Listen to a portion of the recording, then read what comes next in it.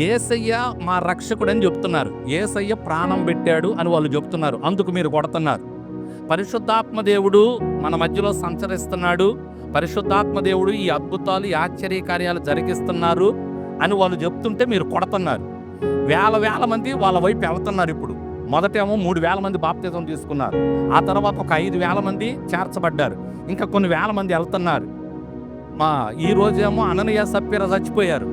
ఈ విధంగా కార్యాలు జరుగుతున్నాయి. మీరేమో మీ లాభం పోద్దనో, లేకపోతే మీకు పేరు రాదనో, వాళ్ళకు పేరు వస్తుందనో పాపం వాళ్ళని కొడుతున్నారు. ఒక విషయం చెప్తా, జాగ్రత్తగా వినండి.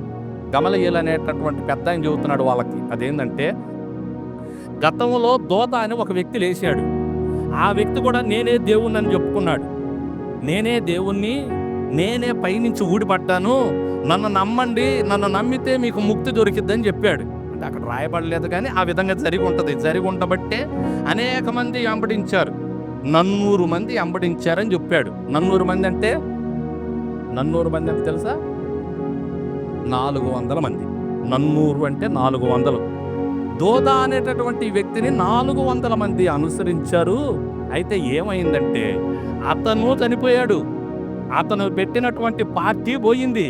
అతను వెంబడించినటువంటి 400 మంది కూడా పోయారు. ఇప్పుడు ఒక్కళ్ళు కూడా దోద పార్టీ గురించి చెప్పుకోవటల్లా, దోద గురించి చెప్పుకోవటల్లా, దోద దేవుడని చెప్పుకోవటల్లా. అసలు దోద ప్రస్తావనే లేదు. మనుషులు పార్టీలు పెట్టుకుంటే, మనుషులు ఇది నేను దేవుణ్ణి అని చెప్పుకుంటే అది ఎక్కువ కాలం నిలబడదబ్బాయి. కాబట్టి మీరు భయపడొద్దు. రెండోది మరలా ఇంకొక వ్యక్తి కూడా, యోధ అనేటటువంటి వ్యక్తి కూడా, కింద మీరు ఇంటికి వెళ్ళి చూడండి. యోధ అనేటటువంటి వ్యక్తి కూడా ఏం చేశాడంటే నేనే దేవుణ్ణి అని చెప్పుకున్నాడు. అతన్ని కూడా చాలా మంది వెంబడించారు. అతను చచ్చిపోయాడు. అతని పార్టీ పోయింది. అతని జెండా పోయింది. ఒక జెండా ఉంటుంది, ఆ జెండా వాళ్ళ సిద్ధాంతం, ఆ సిద్ధాంతాలు పోయినాయి. వాళ్ళు చచ్చిపోయారు. వాళ్ళని వెంబడించిన వాళ్ళు చచ్చిపోయారు. ఇప్పుడు ఒక్కళ్ళు కూడా అనుకోవట్ల వాళ్ళని. దోదా గురించి కానీ, యోధా గురించి కానీ ఒక్కళ్ళు కూడా అనుకోవట్లా. వీళ్ళేమో యేసయ్యా యేసయ్యా యేసయ్యా అంటున్నారు. నేను ఒక మాట చెబుతున్నా మీకు. అదేంటంటే, నిజంగా యేసయ్య అనేవాడే ఉండుంటే, యేసయ్య అనేటటువంటి వాడే ఈ భూమి మీదకి వచ్చి ప్రాణం పెట్టుంటే, దైవ కుమారుడై ఈ భూమి మీదకి వస్తే, దేవుడే అతన్ని పంపిస్తే, మీరు ఎంత కొట్టినా కూడా ఆయన్ని ఆపలేరు. ఆయన ప్రపంచం ఆపలేరు. యుగాలు జరుగుతూనే ఉంటుంది. అది మీ వల్ల కాదు.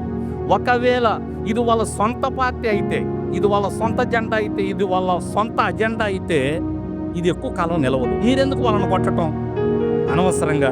కాబట్టి మీరు మెదలకుండా ఉండండి. దాని అంతటా అదే పోద్ది. అది వాళ్ళ సొంతదైతే వాళ్ళని కొట్టాల్సిన అవసరం లేదు అని వెళ్ళిపోయాడు.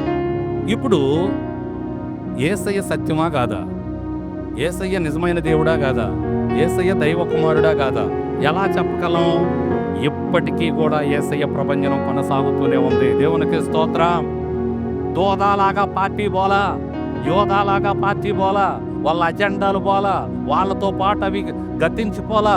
ఎప్పటికీ కూడా యేసయ్య నిజంగా దైవ కుమారుడు కాబట్టి, దేవుని బిడ్డ కాబట్టి, దేవుడు కాబట్టి, ఆయన నిజంగా వచ్చాడు కాబట్టి, రక్తం చిందించాడు కాబట్టి, ప్రాణం పెట్టాడు కాబట్టి, మరణించి పునరుద్ధరణుడై తిరిగి లేచి తండ్రి కుడి పార్శ్వాన కూర్చున్నాడు. ఆయన బదులు ఇప్పుడు ఆదరణకర్త మన మధ్యలో ఉన్నాడు కాబట్టి, సంచరిస్తున్నాడు కాబట్టి, ఆయన కార్యాలు జరిగిస్తున్నాడు కాబట్టి ఇది సత్యము. ఇప్పటికీ ఆ ప్రభంజనం ఆగల. ఇప్పుడు అర్థమైపోయి ఉండాలి ఎవరికి? ఆ విధంగా ఆలోచించిన వాళ్ళకి నిజంగా యేసయ్య రక్షకుడు. దేవునికి స్తోత్రం.